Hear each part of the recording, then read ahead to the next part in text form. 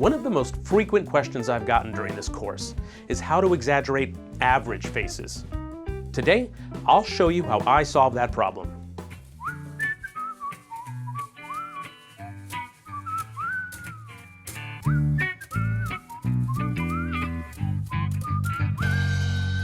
The more that you practice this art form, you'll discover that some people are harder to caricature than others. In my opinion, it's because those people are closer to the average, making it difficult to find traits to exaggerate. As we learned in part 1 of this course, the guiding principle of caricature is to figure out how your subject differs from the average proportions, and then find a way to exaggerate those differences. But what do we do when someone's face is really close to the average? Like Ben Affleck here. Then the diagram doesn't seem as helpful. Plus, if you're just referring to your memory of the diagram, it can be really hard to make specific exaggeration choices for subjects with average faces. The best technique I've found to get around this problem is to use another actual person as the basis of comparison, rather than the average diagram. When you use a second person to base your exaggeration decisions off of, the differences can be really obvious, and you'll get stronger cues for what to exaggerate on your subject. And what's better than just using the other person as reference is actually drawing them next to your main subject at the same time. In this way, you're constantly analyzing the opposing contrasts between the two people to make your exaggeration decisions. You're exaggerating one person off of the other and finding ways to exaggerate traits you may not have noticed otherwise. A lot of the people we consider to be good-looking tend to be closer to the average. So let's take a look at an average handsome celebrity and see what distinctive traits I notice. I've always had trouble caricaturing actor George Clooney. For me, it's not immediately obvious which is the best way to exaggerate. Is his head long and thin, or is it short and wide? Does he have a big chin or a small chin, and so on. There are some differences from the average that I notice, like his eyes are narrower with pronounced bags under them, and his lips are thinner. There are a few other things, but that's about it. Everything else seems fairly close to the average. So, to get some inspiration, let's put up a photo next to him of someone with a very different type of face, but a similar angle and expression. Comedian Bill Maher. The first thing I notice is how different their head shapes are. Overall, Bill has a short, round face, while George's is longer and more rectangular.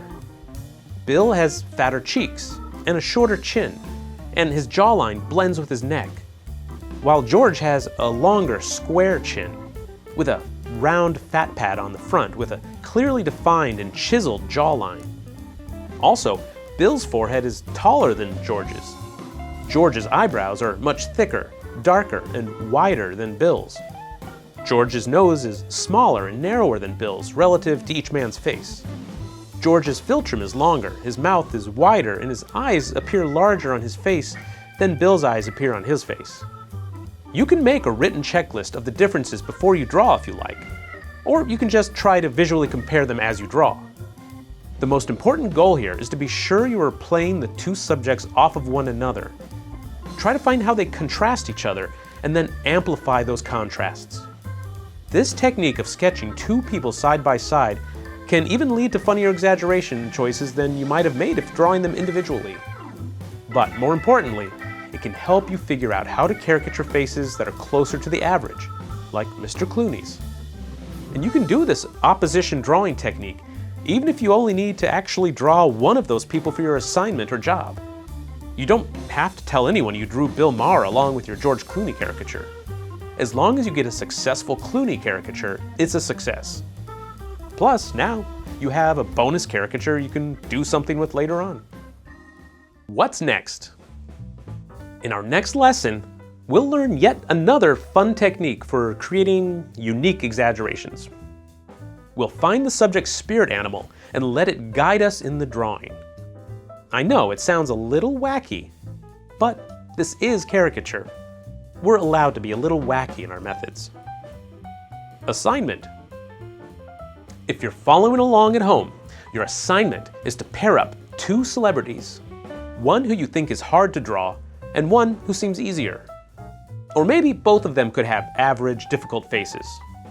And then caricature them side by side, playing off their opposing features. It doesn't really matter who they are. They can be different genders, races, or ages, but try to make sure both heads are facing the same direction and that their expressions are similar. It will make it easier to see where the differences are. Post your drawings and photo references to the Caricature Proko Facebook group for a chance to be included in a future critique video. Premium content. In the premium section of this course, you'll find lots more examples of me doing double caricatures. I'll explain my process in detail and talk about why I'm making my decisions. Also, for premium students is a longer version of this lesson where I go over one more simple technique for working with difficult faces. Sign up for the premium caricature course at proko.com/caricature.